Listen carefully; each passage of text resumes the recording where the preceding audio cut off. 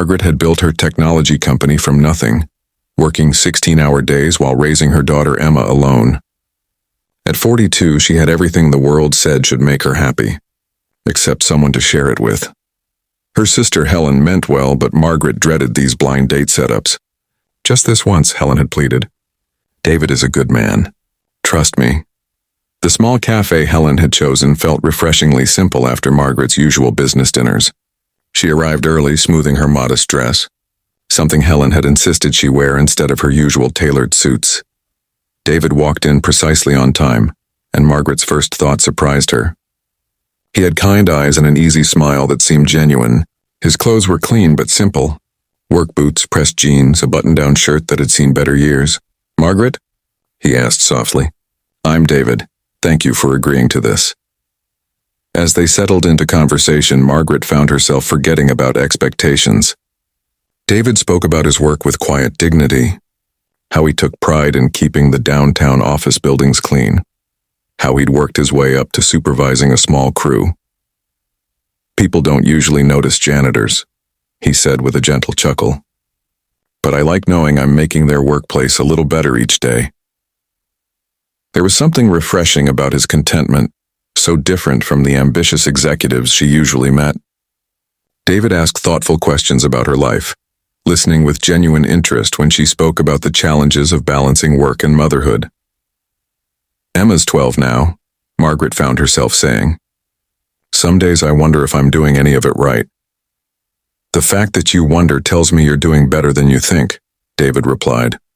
"That's what good parents do. They worry because they care." His words carried the weight of understanding, and Margaret sensed there was more to his story.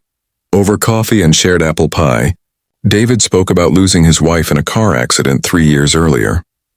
"We never had children," he said quietly, "but we always talked about the kind of parents we wanted to be. Present, you know. Really there." Margaret felt something shift inside her chest. Here was a man who understood loss, who had loved deeply and wasn't afraid to do so again. The evening stretched longer than either had planned. They walked slowly through the quiet neighborhood, talking about books they'd read, places they'd like to travel, the small moments that made life meaningful. "I should probably mention," Margaret said as they approached her car, "I own a tech company. It's been my whole life for so long I sometimes forget there's more to living." David smiled. "And I should probably mention that I'm exactly what I appear to be. A janitor who goes home to a small apartment and reads mystery novels. Is that going to be a problem?"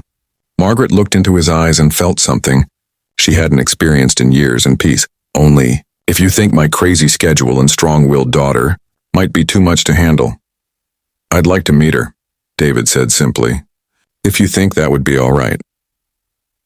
3 months later, Margaret watched from the kitchen window as David taught Emma how to change a bicycle tire in their driveway. His patience was infinite, his explanations clear and encouraging. Emma, who had initially been skeptical of any man in her mother's life, now looked forward to David's visits. "He doesn't try to be my dad," Emma had told her friend.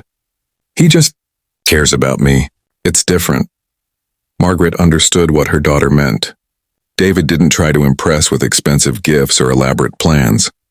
Instead, he showed up, consistently, genuinely, with a heart full of love and hands ready to help. The morning David proposed, it wasn't with a grand gesture.